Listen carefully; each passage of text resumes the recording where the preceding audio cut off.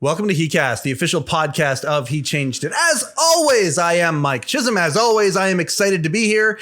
If you have listened or watched to one or two of these in a row, you know I say the same thing every time. And if you've watched two or three of these in a row, what the heck is wrong with you? Get outside, go read a book, something. You know what? I'm kidding. Go through the whole run if you want. Go through all 110 episodes. That'd be fantastic. But who's counting, right, Mike? But who's counting, right? We are so excited for what we're doing here today. We have an incredible guest. Before we get to that, I must do the business of the He Changed It overlords. If you haven't downloaded the He Changed It app, what the heck are you waiting for? Even in its current incarnation, it's available in the Apple and the Google Store. We are non-denominational when it comes to where the app is available. Download it. It's in its beta form. You have no idea the roadmap of what is coming with the He Changed It app. But at the end of the day, we've already got dozens of guys every day who are going into this thing. We're so grateful that we are helping people. And it's amazing to be on this journey. For those of you who have been with us from the beginning, thank you so much. For those of you who are just joining us right now, please download the He Changed It app. While you're at it, please like, share, subscribe to this podcast. We would appreciate that. And I can, as soon as we hit that critical mass, I don't have to say that anymore. And the He Changed It overlords, my wife, will get off my back, and I won't have to say it anymore at the beginning and the ending of all of these shows. Now, that is the business. We got her done in a minute 30. That's awesome. The intro that I'm about to do for our guests could be 5 minutes long. It's not going to be, but it could be. I'm really excited about our guest today. Our guest today is an international entertainer. He is somebody who has been a character actor for decades. And then you talk about a life change, got the role of Tig Trejo in Sons of Anarchy.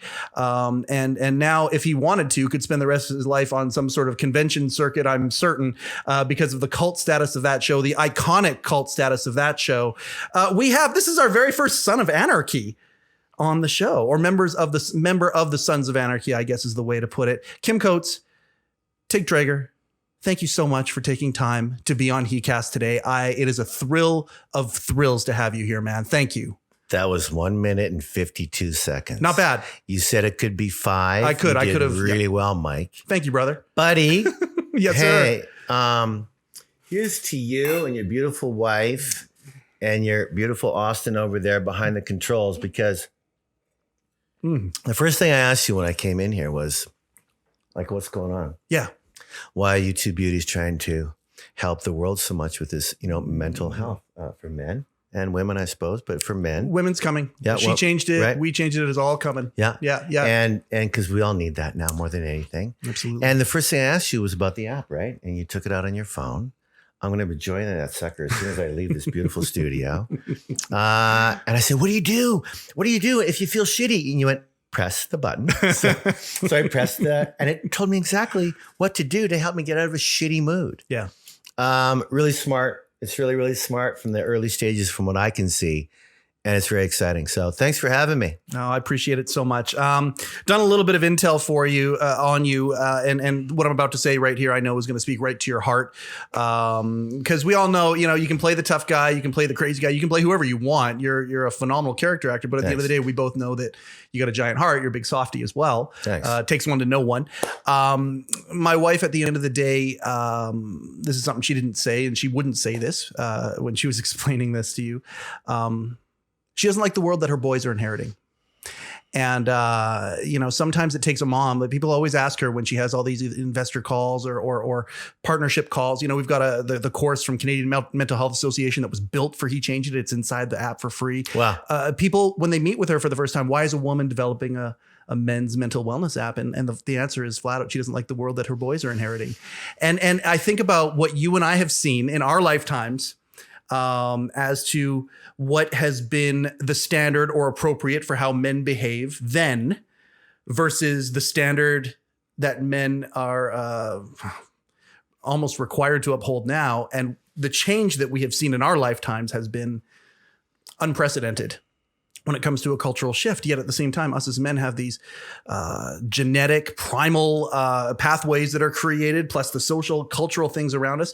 It is a complex time to be a man in a lot of ways, isn't it? It's a complex time to be a man, and it's a complex time to be in this world. I mean, I think every generation, like my grandfather, my dad, me, now my two girls, your kids, and they're having babies right now as we speak. I think people have children or adopt children for a reason. They want to know what it's like to be a parent. But what never stops is this world. What never stops is we're doing so much damage to the environment. What never stops is you can still buy a gun in America and do things that you shouldn't be doing with guns. And those things never stop. So to parents and grandparents and to my daughters who are thinking about maybe having a child or not, I think we have to just continue, because there's nothing else we can do while we're on this planet than caring about her, the planet, caring about how men need to get better and more in touch with their feelings, and put the fucking guns away and think about what we're doing to the environment, and think about what we're doing in education. Think about all these nurses and doctors and social workers through the COVID pandemic, what they must have been going through. Instead of waving your flags and thinking about freedom, start thinking about other people. Think about other generations. Think about other countries and what they're going through. And if we all did that just a little bit more, which is why your app is going to be so incredibly successful, to try and tie into yourself, to make yourself more aware of other people, other things around you.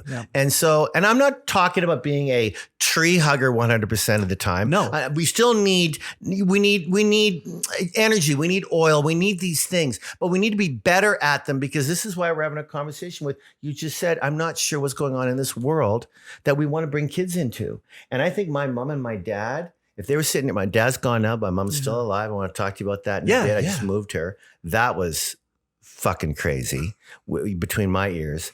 Beautiful, but crazy. But honestly, they will say their generation was the best. It was after World War II. Yeah, the greatest generation. They called themselves that, for God's sakes. They did. And it was just simpler. It was just more simple. Yeah. I think these young guys like you, Austin, like young guys like you and gals like you, am I going to buy a house? Can I afford to buy a house? Absolutely. Where do I buy a house? How do I buy a house? What kind of money am I going to make? All these kinds of things. It was simpler back then. Absolutely. And I'm not saying I'm not thrilled to have lived in the generation that I lived in. For sure. I thought AIDS was going to be my pandemic, and it still was so horrifying for so many people. And it is still even, but this COVID thing now, I guess maybe that's our new pandemic. That's our new changing of, like, I'm in your studio, which is great, but I wouldn't have been here a year ago, I'm sure. No, definitely. Anyway, thanks for having me, and I could talk all day about this. I love it. Kim jumping up on the soapbox, and I dig it. It's really cool. I want to. There are so many directions that I could go with this podcast. My goal is to go a few of them. And then maybe we build enough of a rapport one day when you come back to town. Love it. We can do a second one. But the first one I want to go through, a little bit of history for you. I want to talk about an actor. We talk about mental health. This is what the app's all about. Is it's a total fitness app, but mental health is a huge piece of the puzzle. World Health Organization calls men's mental health one of the greatest silent crisis of the world right now.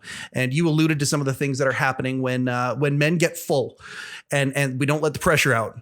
And when it pops, different shit happens. We get violent. We have heart attacks and strokes and whatnot. The unthinkable, of course, suicides. 3 out of 4 suicides are men, and nobody's really talking about this. You're a character actor. Okay.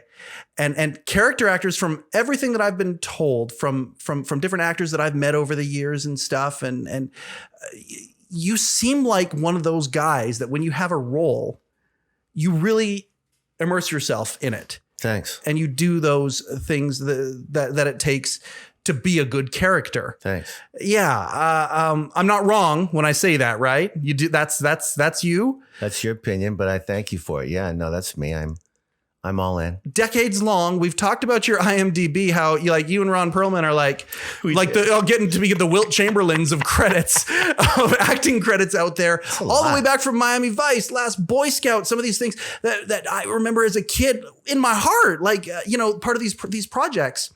And whether you're coming in as somebody who has 2 lines, 20 lines, whatever it is, how in the world over the last couple decades have you stayed yourself while becoming all of these other people? I just have to say that when I discovered acting in 1979 when I enrolled in the University of Saskatchewan for my first year of college. Yeah. I was going to be a history teacher. I loved history. I wanted to be a history teacher. I hadn't seen one play. I had nothing to do with acting. I had no idea what it meant other than just watching movies and TV.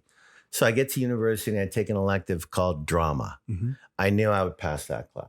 I knew that, I'd meet some beautiful girls. You needed an alley-oop. I would pass that. I was pretty convinced. So I took a drama class and my whole life changed, right? And I've got to tell you, bro, you alluded to, men these days and maybe exploding from the stress, this, that, and the other. I came from a very beautiful family. My mom and dad my dad was just a big, gentle giant. He worked at Eaton selling shoes. My mom worked at Safeway. They stopped giving mom the best cashier of the month award because she'd win too many in a row.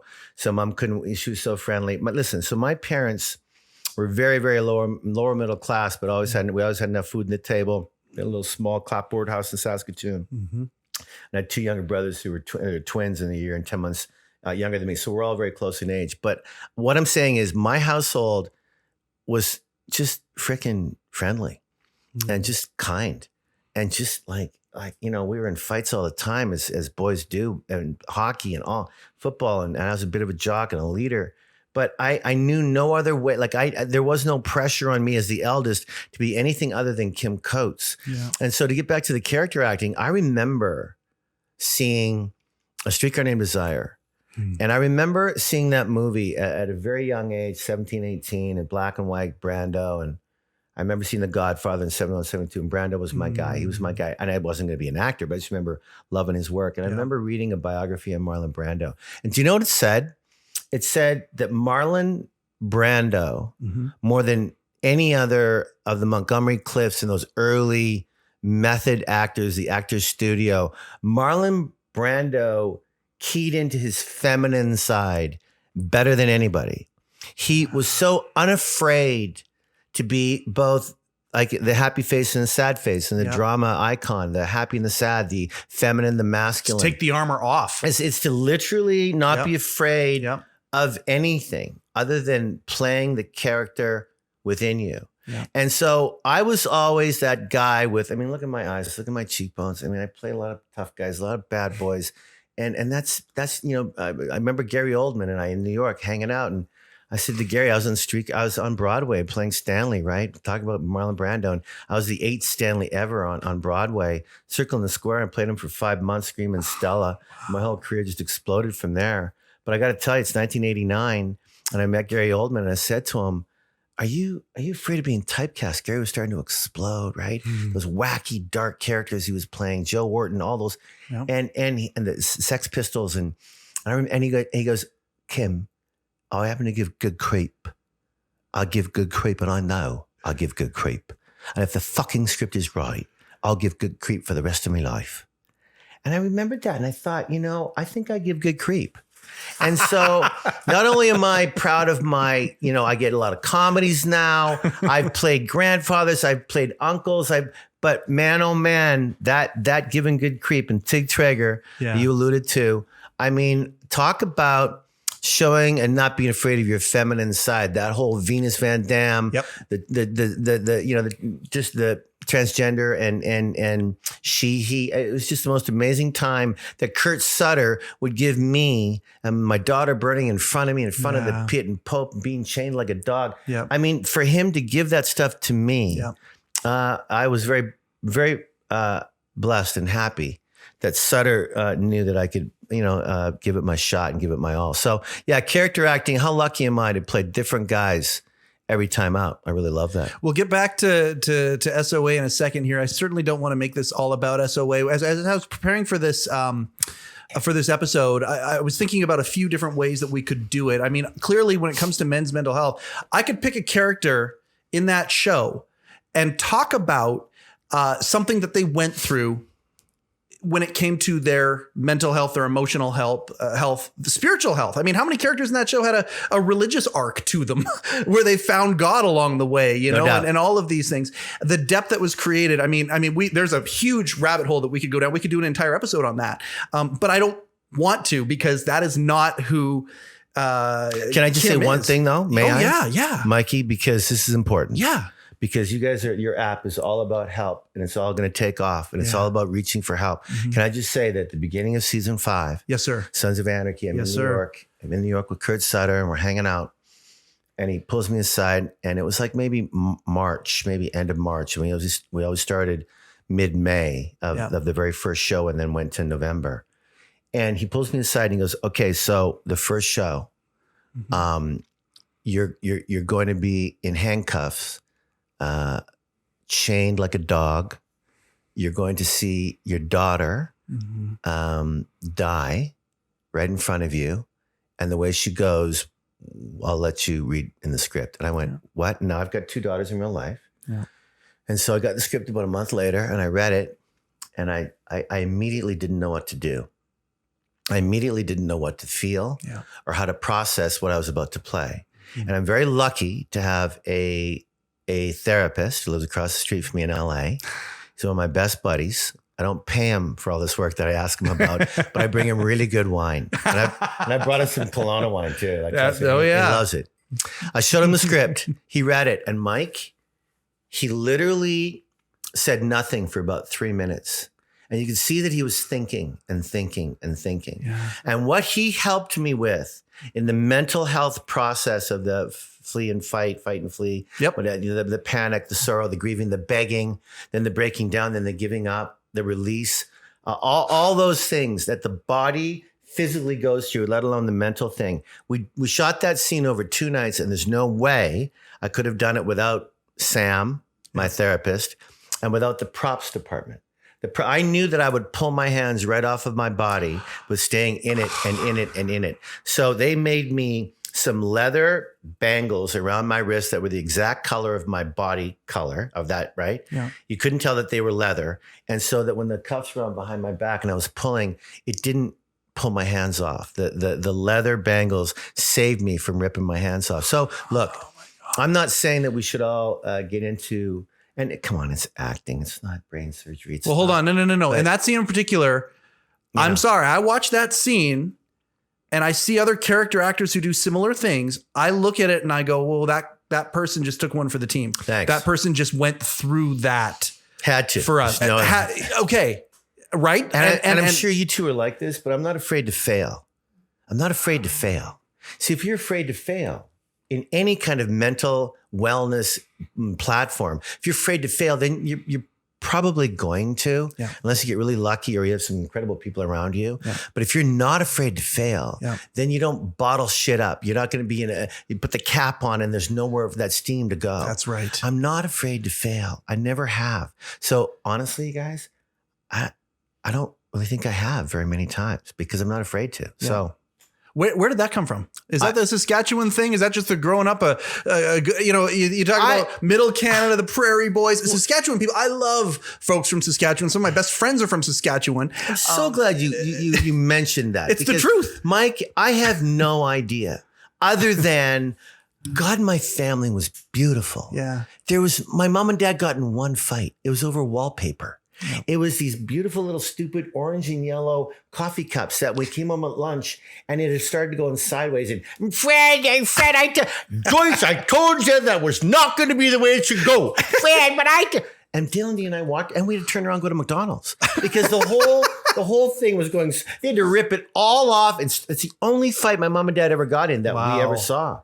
So I don't know, but I think that I was very, very lucky boy. Yeah. So it popped out of Joyce Catherine Coates when I did with my little brothers and dad. It was all pretty good at home.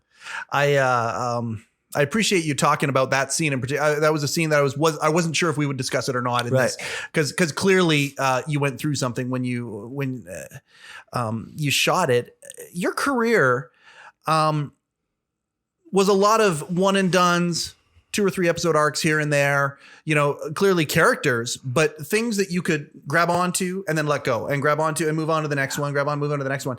Have you ever been an out of work actor or has it just always been just kind of just rolled along the way and all these credits just stacked up over a perfect amount of time that has led you to a perfectly consistent career? No, I've been out of work a lot. I got to tell you, it wasn't by design, but what was by design was I knew I needed to become the greatest actor from the stage that I could be. Yeah. And I did that.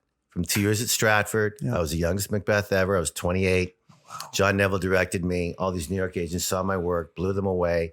We toured around America. I'm 28. I mean, Mike, we had a scene where, you know, we were all young.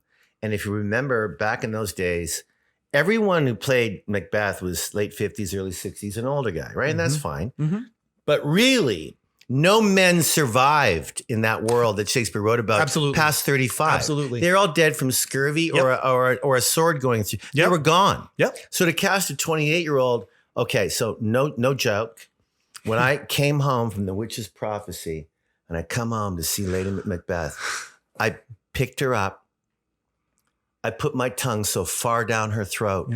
She wrapped her legs around me. So we were on, the audience was, the gray hairs were, You mean you committed? We committed. We did something that I don't, like we literally had this incredible, youthful, loving, couldn't keep our hands off each other.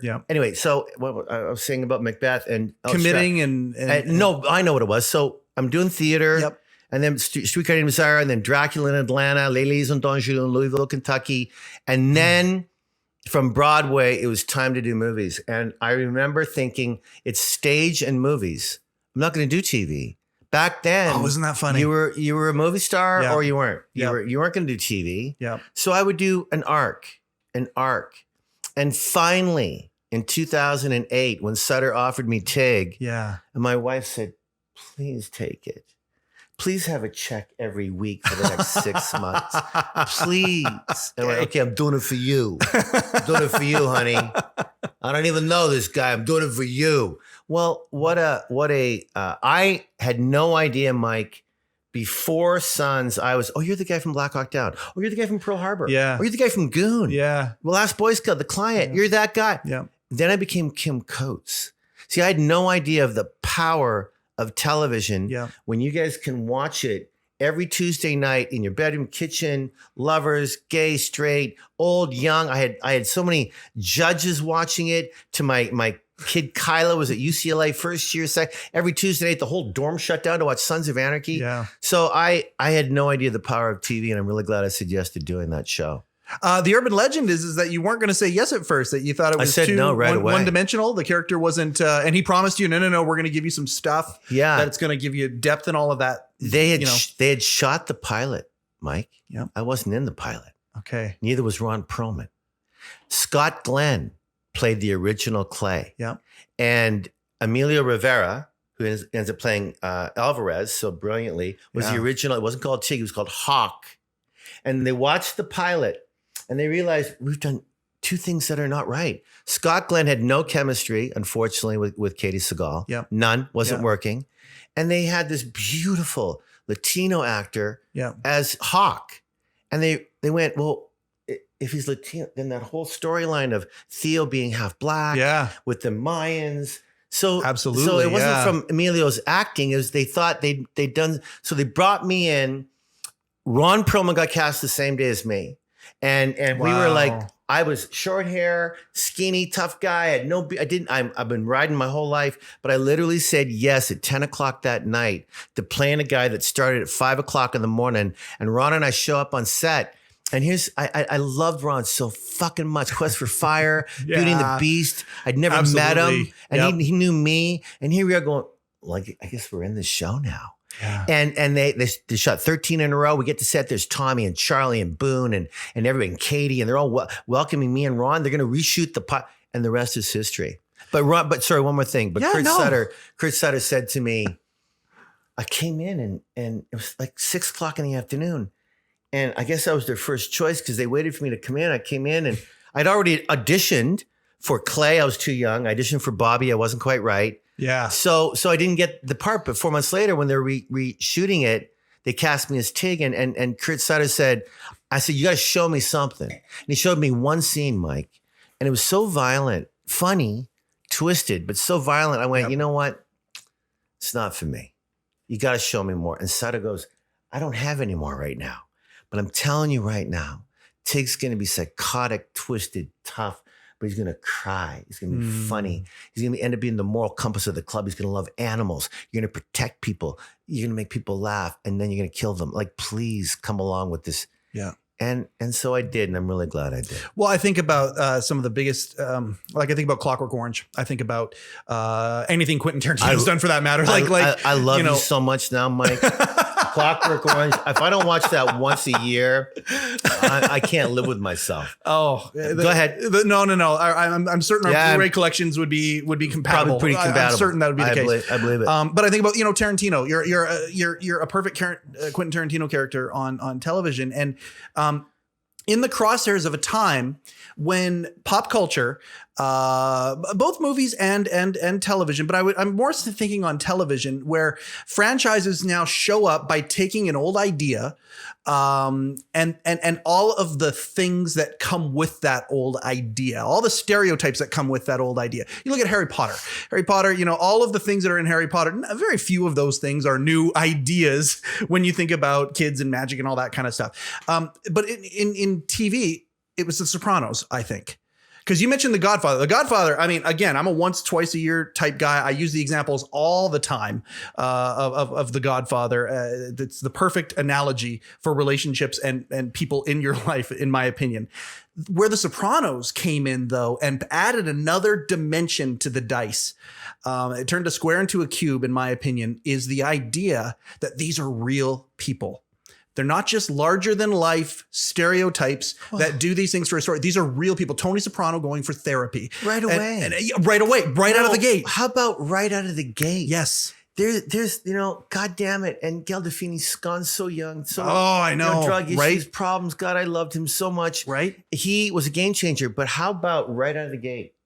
We're at the therapy, and there's a little bear in the backyard eating. What am I going to do? I don't know. This is fucking bullshit. And my wife wants to, but it's in therapy. Yes. Come on. That's right. It turns these people into real people. The Sopranos were, in my mind, just like you said, Mike, but more than that, for the television viewer, for cable TV, for HBO, it changed the world of television for all these movie actors like me who finally went, it's time to do some TV. Let's do some long form. Let's tell some real stories cable, that can, over 10 episodes, like massive big movies. You can really talk about and get deep in. So yeah, I agree. And you guys, like we'll get to Yellowstone in a second because I think it's really funny. I've got a little thing about Yellowstone and Taylor, obviously. But with you guys, bikers, every stereotype of a biker that you could think of is in that show and many times highlighted in that show, but you're all real people that go through real things. And you're asking each other if you're okay, doing exactly what HeChangedIt is trying to do. Almost, it's almost again, like Clockwork Orange, the hyper violent or the ultra violent. It's almost ultra that way, where the guys are more sensitive than many of the guys that we meet in every day in real life that are all bottled up. You guys, none of you were bottled up. And I think the magic in some of these things is taking those old ideas, but then adding that extra dimension of real people to it, which is exactly what Sons of Anarchy did. Yellowstone is doing it for the Western. Name a cliche from a Western that hasn't been explored in Yellowstone. They're all there, every single one of them, but it's a different dimension because of the feeling that has been added to it. That's my opinion. I'm sad to say I haven't seen one. You haven't seen a Yellowstone yet? No. Really? And Kevin's my good buddy too. He's going to be very disappointed when he sees this podcast. Does he know this? Probably not. Okay. I just talked to him a couple months ago. He's going to say, okay, hold on. You just said something and I gotta say this because he's going to be very disappointed when he sees this podcast. Can we make sure he sees this podcast? How about that? He would be a dream guest. He would be a dream guest, obviously. Anyway, you haven't seen an episode of Yellowstone. No. Are you and Taylor have a beef? Is that not at all. No, I just don't watch. I don't watch TV. I gotcha. I really don't watch a lot of TV. And there's two reasons for that. Like, honestly. One is I actually am like a very busy boy. Yeah. I am gone all the time, filming. The only time I was home was during COVID, that first March till September, right? We all didn't know what the world was going to be like. It was really locked down. The whole thing locked down, mask. Empty streets. Oh my God, didn't know what was happening. I went through a couple of shows with my wife then, but I like watching them with her. Yeah. And so it's unfair for her to start a new show that she loves. So she doesn't wait for me anymore. She just starts to, and Yellowstone, honestly, to be perfectly honest with you, I'm kind of pissed off I haven't been asked to be on that show. Oh, there we go. Like that. So I'm holding out. I'm Okay. not, I mean, Who do we send this to? Let's Kevin. Hey, Kevin. What the fuck, man? Taylor Sheridan. I got to tell you, Taylor Sheridan. Let's talk about him for a minute. Yes. Like, oh, absolutely. Yeah. This guy does 2 seasons of Sons. Yep. And he's so fucking good. Yep. He's just a whiny cop. You didn't know if to believe him or not. Yep. Beefcake. Him and Ali Walker get it on a little bit in the beginning, and then all of a sudden, he's gone. Yep. He's off the show. Yep. And it was kind of a messy divorce between him and Sutter, and why he was off the show. Yeah. It's not important really why, but he was fucking gone and he was pissed off. I know he was. He was he was completely absolutely fucking pissed off. And so I and Theo on our little podcast, Reaper Reviews, which is now over, kind of amazing. We taped our last one. I'm kind of celebrating with you. We taped it a few days ago. We're done. 92 shows, talked about them all. Oh my podcast just took off. The whole thing was fucking amazingly big now. Unique views, 150,000. It just nuts. But congratulations. Thank you. Congratulations, thank you. man. And we talked about this, but Taylor, the best thing that happened to him was from Sutter to go, fuck you, get off this show. I don't like this. And Taylor go, wait a minute. I don't. And he's gone. You know why? It turned him into the most amazing writer. That's right. That whole, like, you're fired, turned into it. And it can talk about mental health. That's right. You can be down and out, or you can somehow, with the help of everybody and people around you, get out of the dirt, get out of the someone smacked you, and you're going to make yourself a better person from it. And it's not a vindictive thing. No. It's just a betterment thing. Taylor Sheridan's making, are you ready for this? $200 million now from running 4 networks off Peacock and everything. $200 million. What are you talking about? Let me show you what I can do. Right. And I'm not even saying that money is everything. In fact, No. a lot of times it's nothing. No. To be for happiness, It's options. And I don't know Taylor's life at all. Haven't seen him since Sons. Yeah. But I'm a little pissed off they haven't asked me to be on that show. So I'm not yeah. going to fucking watch the show, Mike. I'm not going to watch it until they ask me to be on it. And if they ask me to be a cowboy, I'm going to talk just like this. Hey, get off your horse. I'll give you a smack up in the porridge. Like, come on, you know, like my hat was raw. I'll talk just like that the whole time. That's going to go over real well in the bunkhouse. Really well. That's going to be great. Well, it's so funny because Sons, I talked about my granddaughter earlier. So my oldest stepson. Congrats. Thank you. Oh, she's my everything. And, well, you talk about, you know, we've had I didn't talk about this beforehand, but we had a stint in Children's Hospital with her. And you talk about the worst thing that you could ever be, the bottom of the pit. Recently on the show, we just had somebody who we met at Children's Hospital, and we both talked about that. Both kids are great. His son is great. Our granddaughter's great. All good. But he talked about when you're down at the bottom of the abyss. And you have to look for it. And there's a lot of guys who are listening to this or watching this right now who that's kind of where they're at. They're at that place of that quiet life of desperation. They're at that place. But when you're at that bottom, you can look for something beautiful, whatever it is. And it's usually there. And you can take that and you can use it as motivation for a bigger, better life. I look at what Taylor went through and yeah, you hear about it. It's you're not worth this is basically, they were basically, from what I understand, you would have a much better understanding of this, but from what my understanding of things, basically challenging his worth. And he said, I'm worth way more than what you're giving me credit for being worth more. And I'm going to show you.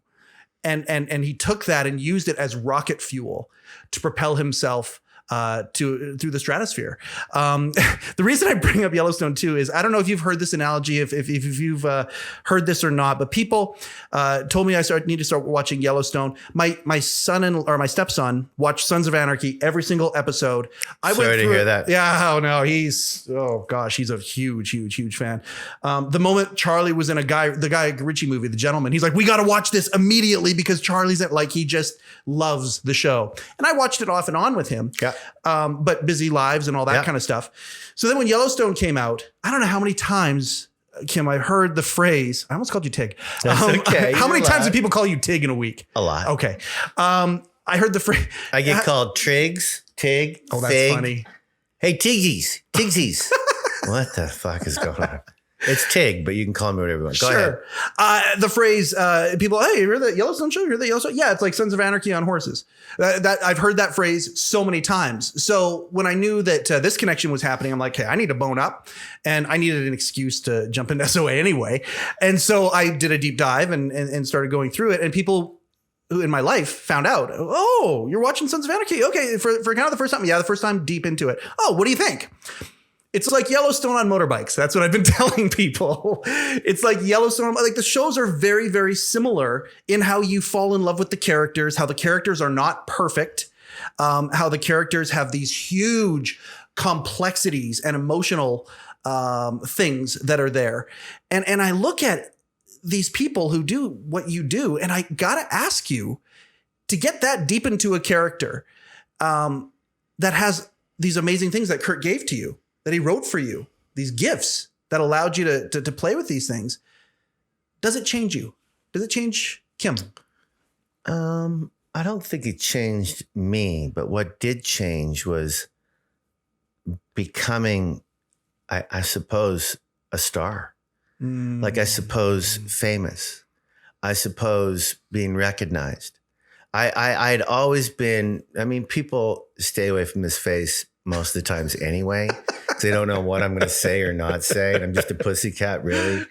But I have to tell you, man, I was not really, I could care less about celebrity. Yeah. I don't want to be a celebrity. Yeah. I've never thought, if I wanted to be a celebrity, I would have taken that first television gig for $100,000 a week in 1998, and I didn't, because I really wanted to become the best actor I could and be in the best movies that I could and see where that led me. And then when the towers came down, Mike, in 2001, and Ewan McGregor, Eric Bana, all my best buddies, Billy Fichtner, none of us worked for 7, 8, 9 months. Like, the whole world had just been put on stop. And we all shared that pain and that realism of what the fuck is going on. What did Bush do why are they so in hate with America? Why does America, and to those two towers to come down? It was a game changer in the world for my generation. It was a wake up moment. It was a wake up moment for a lot of people. Yeah. And so I got to tell you, I just remember not working for those 7 or 8 months. And I just realized that I needed to just grow as an actor and grow as an artist and say yes a little bit more. And I do think that, I don't know. I mean, you just said about Yellowstone being the Sons of Anarchy on horses. Yeah. When the reviews came out for Sons, we were the Sopranos on bikes. Oh, there it is. Okay. Right? Yeah. So there's always, and to answer your question, the reason why Sons, and we got the first of all, it's all about the writer. It's all about John Landgraf at FX going, you hire Kim Coates, you hire Mark Boone Jr., you hire Kurt, whoever you and John Linson want to, Dayton Callie, A Face Only a Mother Can Love, Ron Perlman as Clay. Are you fucking joking right now? We had one pretty guy in that whole show, and his name was Charlie Hunnam. Yeah. And he can fucking flat out act. Yeah. But we all had issues.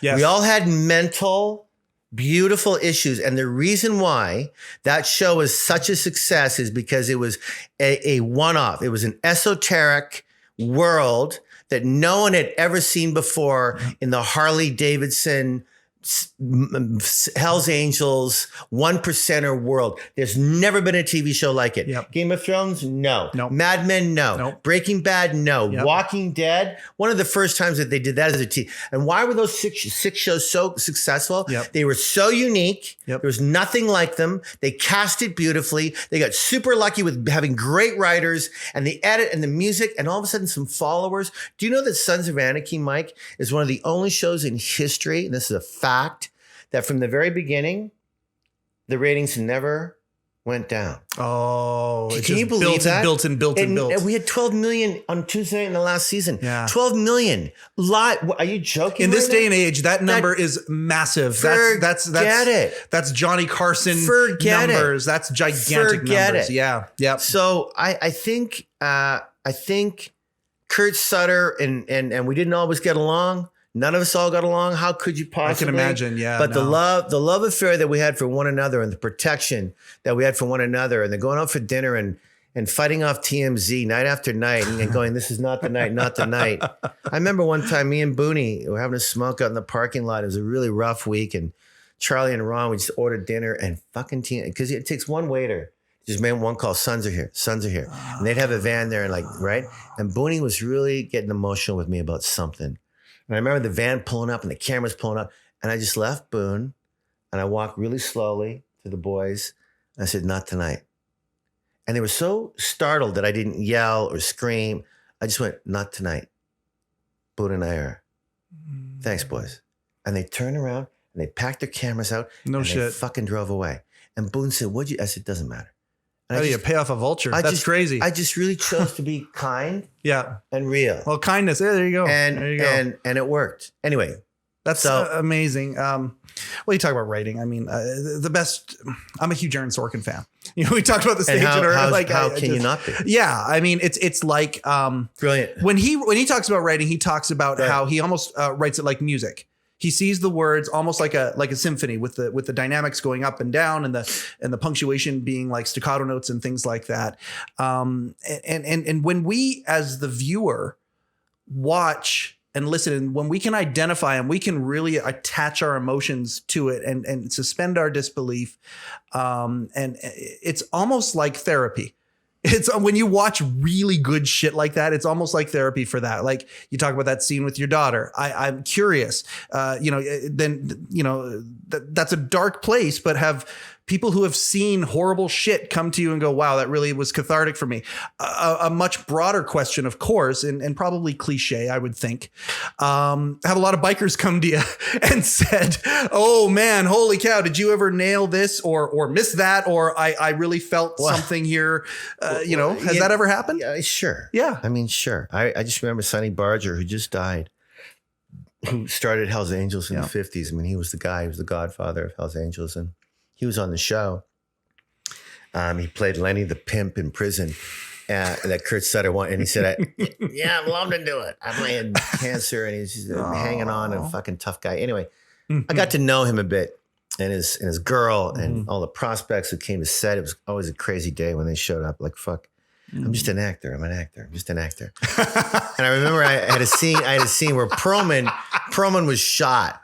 And he was in the hospital. He was shot. He was going to die. Yeah. And Tig walks in, all his leathers, and I stand there beside him, and he's got the thing up his nose. He's going to die.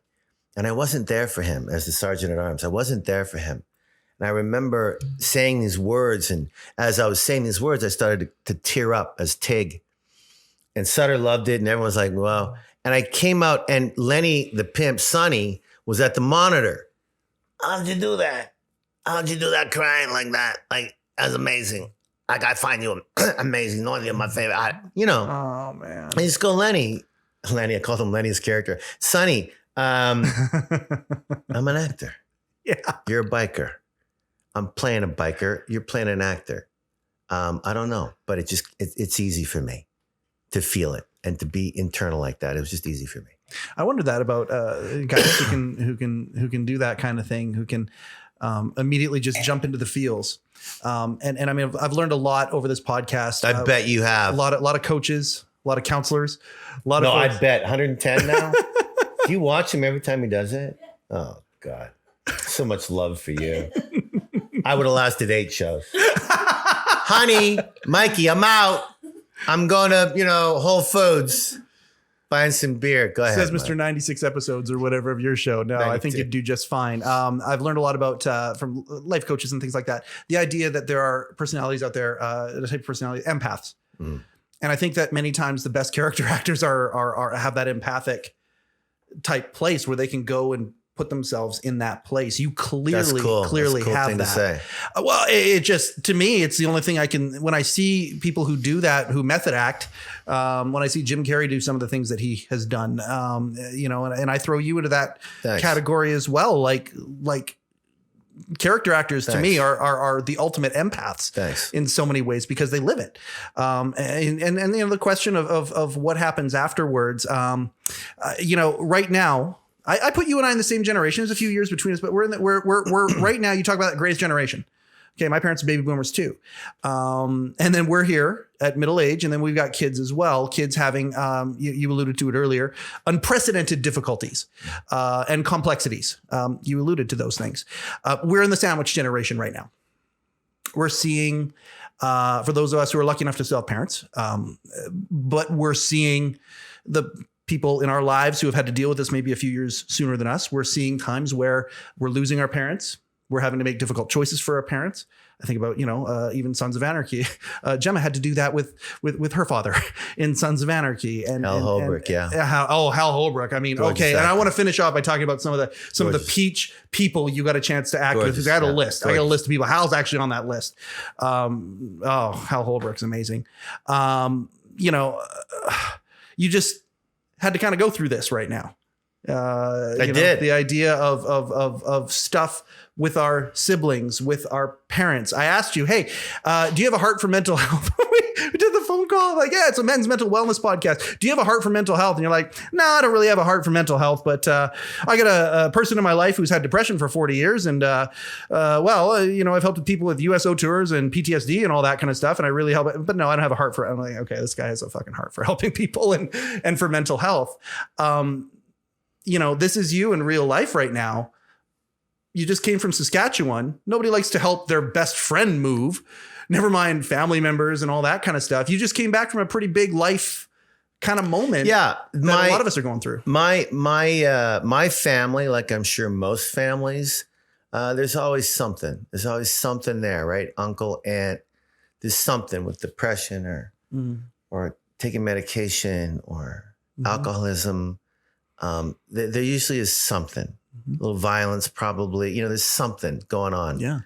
And for me, unfortunately, it was my little brother, Dale. He got a genetic imbalance in him from a very young age he's a beautiful boy, beautiful man, doesn't drink, doesn't do drugs, but boy, he's depressed. And it's hard to get out of the bed. Right. So for me and my other brother, Dean, and my parents to watch this in Dale, his whole adult life. And it's been up and down. The ups have been really good and the downs have been really bad. But honestly, you guys, like seriously, this last probably 5 or 6 years, Dale's been with my mother. My mother would not have been at the home that I was born in if Dale wasn't there to help drive her around. She's 92 right now. 92 in the home that you were born in. Yeah, she was there 63 years. Yeah. My parents are in their 70s in the home I was born in. And that's a special kind of nostalgia that's there. That's beyond what a gift. It's a gift from life. Yeah. So Dale, who I'm talking about, obviously left years ago, got married a couple of times, had one daughter, Rachel. We love Rachel. Yeah. But Dale's always battled. And it's been a really rough time for him the last 5-6 years. So for me, and I go home to Saskatoon as much as I can, I know what I'm going into. I know what arena I'm about to go back into with Dale, and the tough love is not good, and yet the soft love doesn't work. And how's the shrink now? What kind of medication? And he said some shock treatments, and I can go on and on and on. But this past week, Mike, it was just kind of ironic that I'm celebrating with you and your beautiful wife just here because I've been through it. This was in 8 days of mental health that I really I could not have predicted, from the elation of the wanting to help, the physical moving of boxes, from the mental. My mom is stressed and she's trying to figure out, she knows where she's going. No dementia, but she's trying to, and then there's Dale who just won't get out of bed. And so I've been making more calls for 2 months to the McCaricature homes in Saskatoon for a place for him to go. We finally got it through to my mother that he can't go to one of these homes, Mom, until you leave. Because Mom would always say, why? When I go, then Dale. I said, well, no, Mom, you need to go. Because he can't get on a list until you're gone. Because right now he's got a roof over his head. You're taking care of him. He's got money in the bank. That doesn't work that way. Yeah. So finally, from her love for her son, my brother, and from Dale's complete lack of having any motivation to get out of bed, it's beaten her up.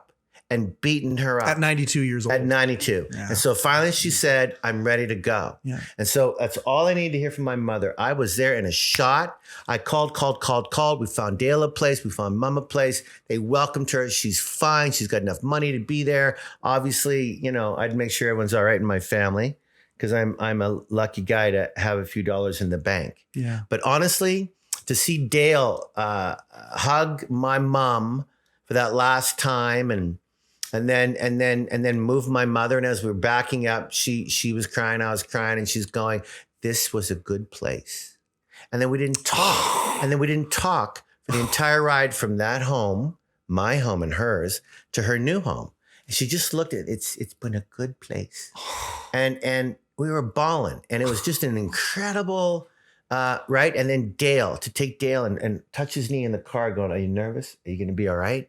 You going to be okay?" I think so. So you take him to his home, his group home with 3 other people. They're sharing a bathroom. They have their own bedrooms. The gal who's taking care of them is beautiful, Filipino chick, amazing woman. And she's going to call me every day. And I bought him a cell phone for the first time. Look, listen. So it's been on. Mental health is alive and well in the Coates family. Yeah. And we're all doing the best we can. Yeah. And I don't know about you, Mike, but for me, like you and me, I think we're across some shuffleboard table here, and we're both in pretty good shape, but your heart's the size of Saskatoon and mine's the size of Kelowna for sure.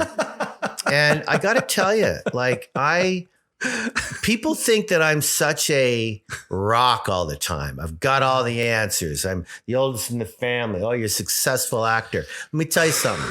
That's fucking bullshit. Yep. It's fucking bullshit. Yep.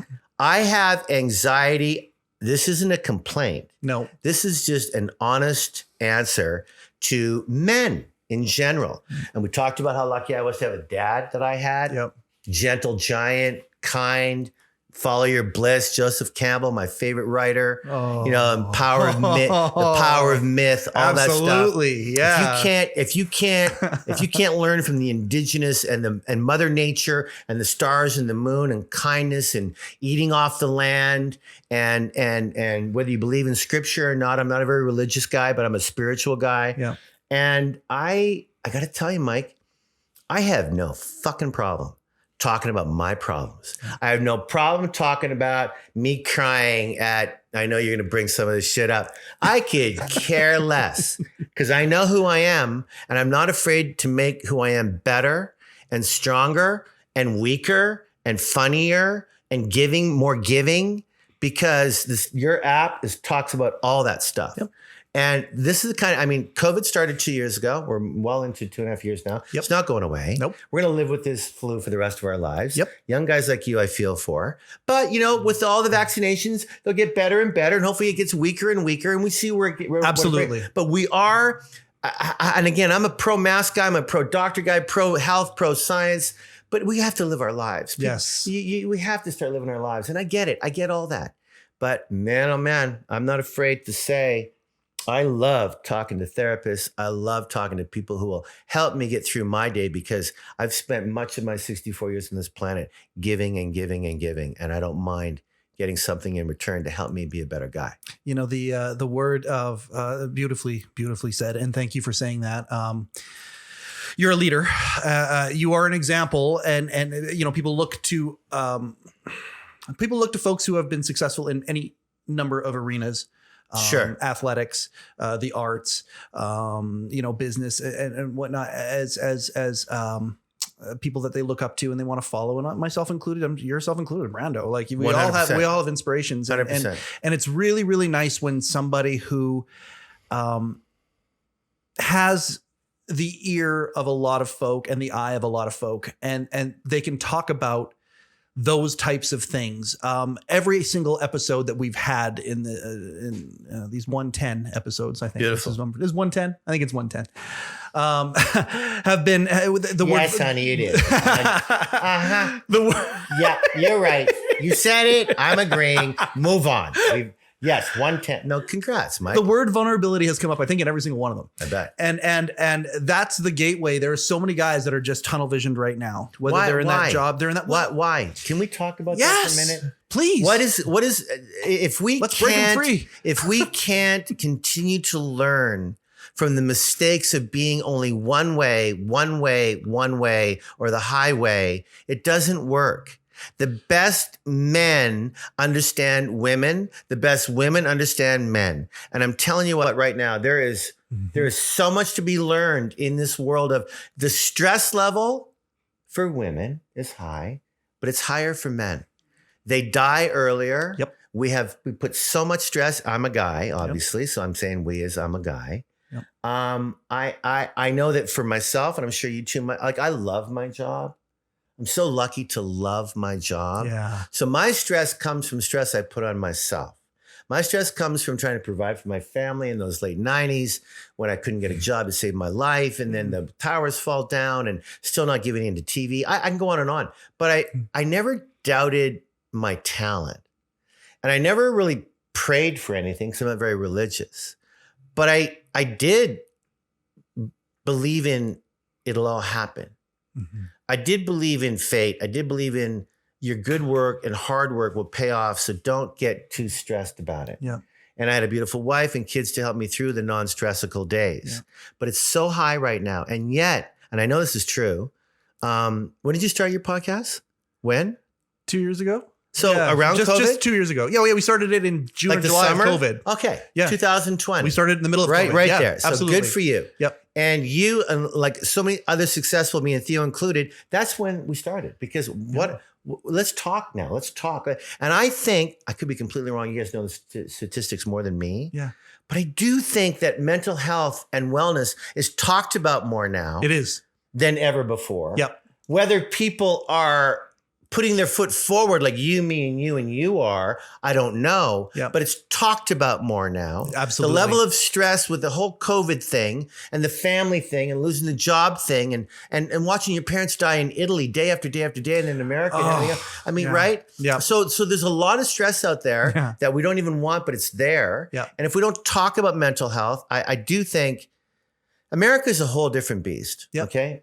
Like I've always said this, and I'm Canadian first, American second, but I'm proud to be both. Yeah. I'm proud to be both, and I've worked hard to get that green card in all my career. So I'm proud to be American. Yeah. But I have to tell you, it's a bit of a different animal down there. Yep. And I always say to people, you cannot judge or make too many comments unless you live down there. When you live down there, like I did with Trump, when you live like I did with all that fucking bullshit that continued to happen day after day after day, then I'm polarization. I'm allowed to complain. Yeah, I am allowed. Yep. See, and before that guy, I could talk with conservatives, no problem. I'm a huge liberal, obviously, and I could talk. We could have conversations. Yep. We could debate. But once civil discourse, once that guy came along, well, then it was a game changer for so many civil discourse. Yeah. Yep. Polarization and the polarization, I think, is something that we need to cut through. And vulnerability cuts through that, by the way. Thank you very much. It does. So true. Gratefulness and vulnerability both are two silver bullets that and may I just add, please, it doesn't mean you're weak if you're vulnerable. In fact, I am literally the oxymoron truth of that. I am a tough guy. Yeah. I got a lot of feelings. I got a lot of concerns. And I got a lot of help that I can probably give to people. Don't fuck with me. I'll cry with the best of them. Yep. I'll help an old gal across the street, as we all should. Anyway, Kim, I want to be as respectful as your time as possible. We're not an hour yet. We're getting close. And I also want to be respectful for the folks who dig the Sons of Anarchy and all that stuff that are going to be tuning into this as well. You tell them right now that we're doing this again. Yes. In the early fall. We're going to do another one and we're going to catch up and see how things are going. I dig it, man. Okay. I appreciate it. I appreciate it very, very much. Thank you. And Kevin Costner, come on. You too, buddy. Let's have you on as well. I want to ask. It so committedly too. Like, yeah, he was in Calgary. She's like, oh, I know. He was the Grand Marshal for the Stampede. Yeah. Oh no, Mike. I'd go back and I'd start asking him questions about Al Capone and Untouchables and all that kind of stuff because I loved him. I've loved him. He's so good in that show as well. I'm so grateful that he has at this point in his career, he's got a franchise that he can look to put himself. He's one of the greatest. Costner knows exactly what he's doing, and again, he's just such a good friend of mine. He's just when he's. How did that start? Where did that happen? Waterworld. When that guy, of course. When that guy is your and then Open Ranch and then a couple other things. We partied a little bit here and there. And Christina's beautiful wife. I mean, I don't see Kevin as much as I used to because we're all so busy. Yeah. But when he decided to do Yellowstone, he knew exactly what he was doing. Yeah. A, it's close to his ranch. B, it's a Western. He gets to ride. He gets to, be the lead. Yeah.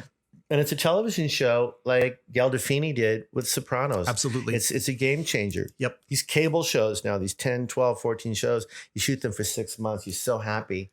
Yep. I'm sure he's getting, well paid for that thing too. It's not, but Absolutely. he loves his life and he's such a good friend. And between you and me, I wouldn't be too surprised if you don't see us together soon. That's all I'm going to say. Oh, I got the goosebumps. That's all I'm going to say. That's what your job. Your job is to put the goosebumps on my flesh, but you just did it. That's all I'm going to say. I really, really wanted very hard to try not to ask you any cliche SOA question. I didn't want to come across like an amateur. No. We've done it. We've talked a lot about it and all that. I hope I haven't asked too many cliche questions. I am going to ask a couple that are for me right now because I'm a massive music guy, and also just some of the people that you have had a chance to share the screen with in those movies. And then I'm gonna ask you about Officer Down. I want to finish with Officer Down because I'm a big comic book guy. Sure. You got a chance to shoot some time with Stephen King. How fun was that? It was great. He seems like an interesting cat to me. I've read most of his books. I've got most of his like first edition shit in like the hardcovers and all that. I'm a collector. Quirky, odd, amazing guy is my interpretation of him. If you want to burst that bubble or if you want to add to that. He's a legend. Yeah, without a doubt. And when you're Kurt Sutter and you're the showrunner of SOA and you find out that the whole world wants to be on that show if it could be. Yep. One of them happened to be Stephen King. Yeah. And Kurt said, would you mind being on the show? And he said, I don't act, but for you, I'll do anything. And to have him on those 2 or 3 shows there in the beginning of season 3 and to find out that I was his favorite character. I didn't hear that part. You're everybody's favorite character, though. Not How many everyone. times have you heard that? Come on. But to have Stephen King never call me Kim, he only called me Tig. The entire 3 days. And I asked him everything about his accident, the writing, the thing, his wife, where he lives. And he answered everything. And he was just so beautiful and generous and quirky. But you look at him. Yeah. And like Malcolm McDowell, when I get a chance to finally work with him, it's going to be a Clockwork Orange. He might go, I don't want to talk about it anymore. And that's fine. But Stephen King, all those novels, all that crazy writing, and to work with him and hang with him and have a coffee with him and him limp around with that terrible. Oh, you're lighting me up right now, Kim. Oh shit, that's awesome. It was every bit what you would hope it would be. Every bit. And he followed 8 people when he joined Twitter, and I was one of them. Like not that it's a big deal, but that is a big deal. That is a big deal. Who got up to like 500,000 followers in about 3 days, and I was one of the 8 that he followed. Come on, that's pretty amazing. Thank you for that. I appreciate that very much. Another one close to my heart. I'm a Gen X kid, Lollapalooza kid, Generation Kid. You worked with Henry Rollins for like a season. And I mean, you want to talk about interesting dudes out there. Henry Rollins might be near the top of the pile of interesting dudes. He's a poet. Yeah. And for him to say yes, if he's an A, that character was a Z or a Z. For him to go, yeah, the KKK is out there. Yeah, white supremacy is a real fucking cancer right now in America. Yeah, I'll play this guy. I'll play that guy. And for him to come on that show for season 2, it was incredible. And Henry's a very respectful musician, poet, artist. Yeah.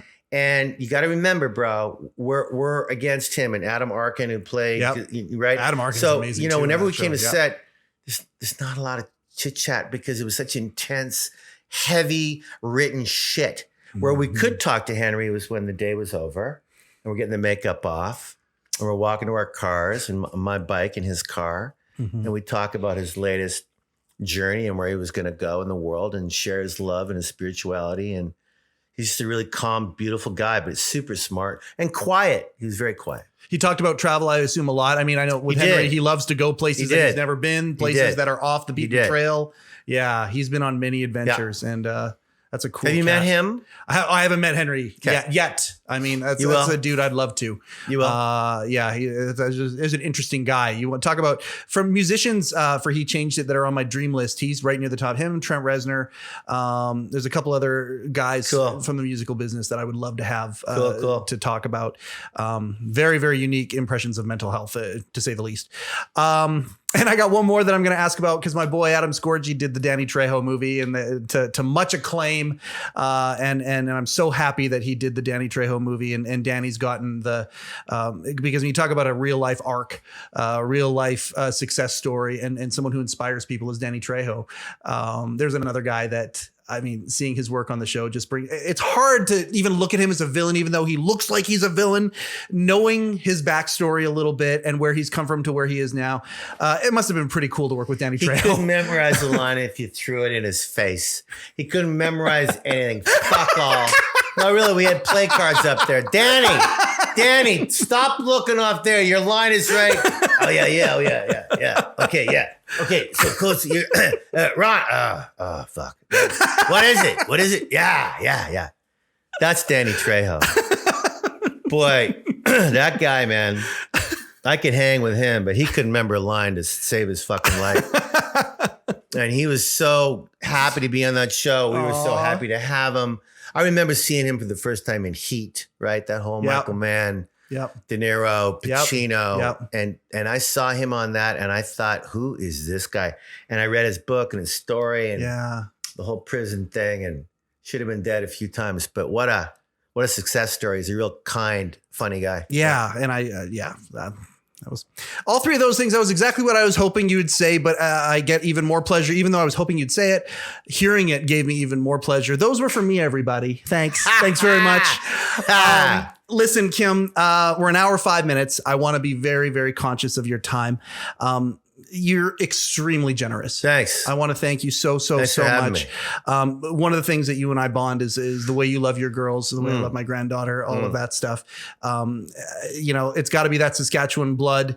But at the end of the day, you're a human being that love and kindness, vulnerability, all of these things, I think have been keys to a very, very interesting life so far with a lot more twists and turns and ups and downs to come. Thanks. You coming here and sharing some of them with us today, it means a great deal to me. And I can't thank you enough for taking time out of your very busy life. All the shit you just went through the last 8 days. You just got off a plane yesterday, not telling tales out of school, but Kim's kind of exhausted right now when he came and did this. So I can't fucking thank you enough, really sir. Helped, well, the Okanagan wine that we enjoy so much. And hopefully we will again. Thanks, Mike. Maybe you and your girl and me and my girl can go do a wine tour or something. I'd love that too. Yeah. I just got to say, thanks for what you're doing. Oh man. Well, thanks for what you thank that one. Thank that one over there. She's the one. And, anyone that says to me, I've done a few charities, like a ton, and I'll keep doing them when they mean something to me. Give my time up freely, happily. Like, thank you for asking me. But when this came up through my wife and I hear you know, do you know Theresa May? Do you know Theresa? Yeah. So Theresa and Shauna. And Shauna is one of Candace's and my favorite people in the world. We're very, very close. Great. Yeah. I met her one time. There's a movie we're trying to get going here and we'll see where that goes, touch wood. But she was a great gal. Good pal of yours? Yeah. Okay. So cool. Anyway, good luck. Because anyone who invites me on a show, it's about mental health and wellness and getting it more out there to find services or make it a better day for everybody. That's the only way we're going to make this world a better place. I mean, there's no doubt about it. I mean, education, obviously, and how you raise your kids and all that shit. But the world doesn't stop. The earth doesn't stop revolving. And so the more we jump in and help out by me pushing that beautiful little app, I'm having a shitty day, is what it said in having a shitty day. You should put that on a Cracker Jack box. I mean, it's exactly the truth. And it was funny and real. So good luck with all that. And I can't wait to hop on that thing myself. So. We appreciate that so much. Pleasure, buddy. Thank you. There it is. Cheers. They go so fast. I can't believe that an hour and 8 minutes just transferred. It feels like it was 30 seconds.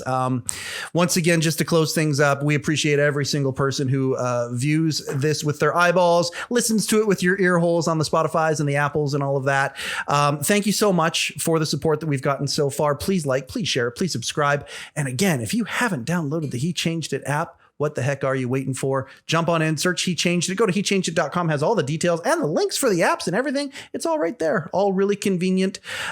Kim did a phenomenal job of talking about my life's motto is the average people of the world, they focus on the problem. Champions focus on the solution. Here's a guy right there who is focusing on the solution. Kim Coates, Tig from Sons of Anarchy has been our guest today. That's another episode of HeCast, the official podcast of He Changed It. My name is Mike Chisholm. Go change something.